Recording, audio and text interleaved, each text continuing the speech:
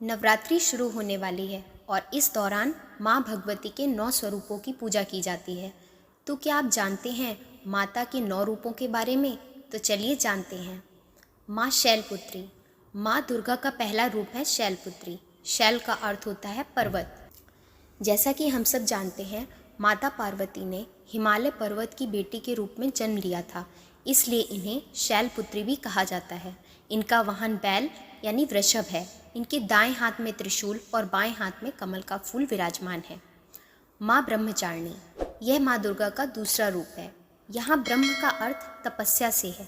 माँ ब्रह्मचारिणी के एक हाथ में जप की माला है और बाएं हाथ में कमंडल है।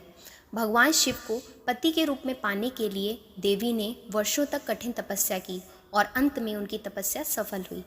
तप और संयम की वृद्धि के लिए देवी ब्रह्मचारिणी की उपासना की जाती है।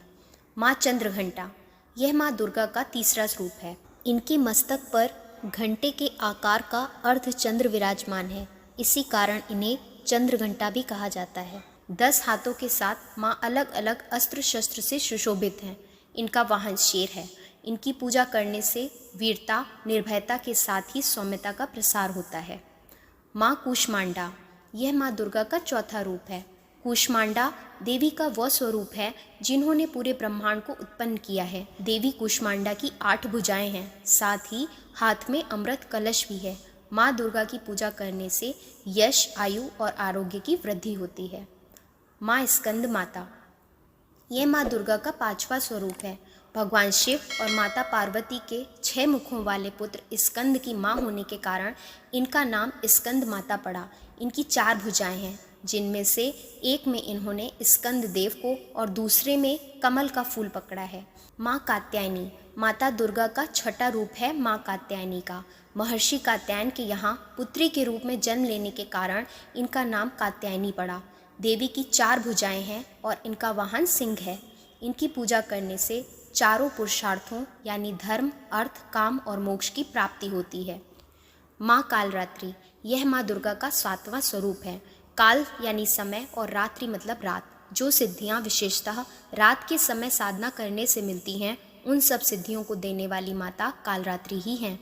अलौकिक शक्तियों, तंत्र सिद्धि, मंत्र सिद्धि के लिए देवी की उपासना की जाती है।